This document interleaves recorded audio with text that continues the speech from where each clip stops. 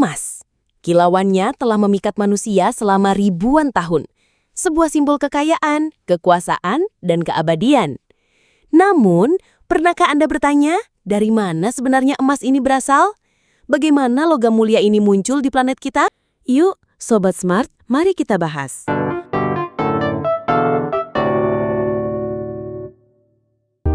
Sejak zaman dahulu kala, manusia telah mencoba memahami asal-usul emas.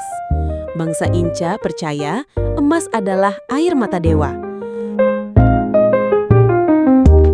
Filsuf Yunani kuno seperti Aristoteles bahkan berteori bahwa emas adalah kombinasi air dan sinar matahari yang mengeras di dalam bumi. Namun, ilmu pengetahuan modern memiliki cerita yang jauh lebih spektakuler loh Sobat Smart. Bayangkan, bumi pada masa awal pembentukannya, sekitar 3,9 miliar tahun yang lalu. Sebuah bola panas yang terus-menerus dihujani oleh asteroid.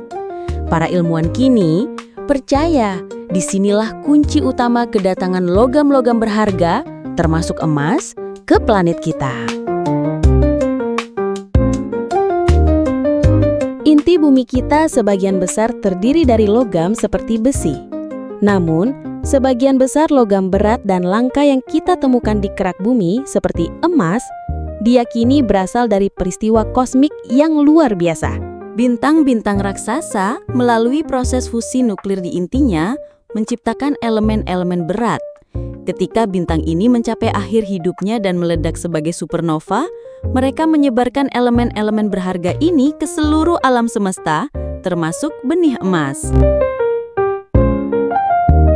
Teori yang lebih baru dan kini banyak didukung adalah tabrakan dua bintang neutron. Objek-objek superpadat ini saat bertabrakan menciptakan kondisi ekstrim yang mensintesis elemen-elemen terberat, termasuk emas, dan memancarkannya ke ruang angkasa. Observasi pada tahun 2017 memberikan bukti kuat untuk teori ini. Diyakini bahwa setelah peristiwa kosmik yang menyebarkan emas, asteroid dan meteorit yang kaya akan logam-logam ini menabrak bumi dan menyisakan cadangan besar.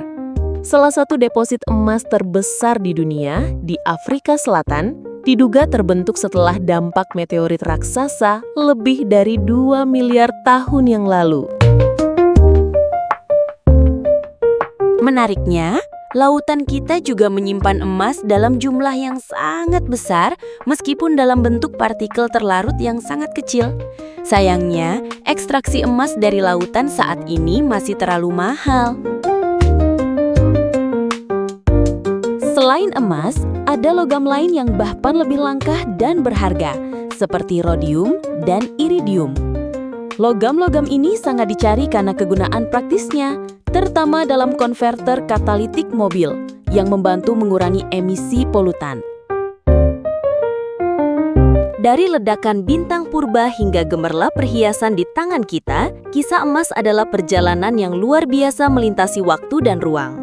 Logam mulia ini bukan hanya sekadar benda berharga, tapi juga saksi bisu evolusi alam semesta dan peradaban manusia. Emas terus memikat, menginspirasi, dan bahkan mendorong kita untuk terus menggali misteri di balik kilaunya.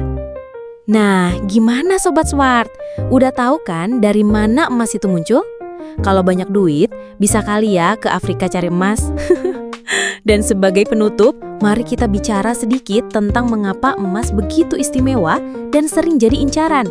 Pertama, salah satu cara paling sederhana untuk membedakan emas asli dari yang palsu adalah dengan uji magnet. Emas asli tidak akan menempel pada magnet, sedangkan banyak logam palsu atau campuran akan bereaksi. Selain itu, banyak orang percaya bahwa harga emas tidak akan pernah turun. Meski harganya bisa berfluktuasi dalam jangka pendek, dalam jangka panjang, emas cenderung mempertahankan nilainya dan sering dianggap sebagai safe haven saat ekonomi tidak stabil.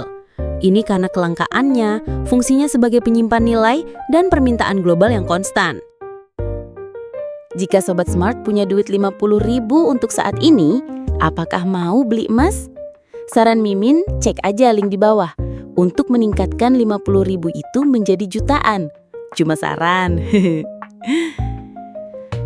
Dan jangan lupa subscribe dan klik gambar loncengnya agar kamu bisa isi kembali kepalamu dengan pengetahuan-pengetahuan lainnya.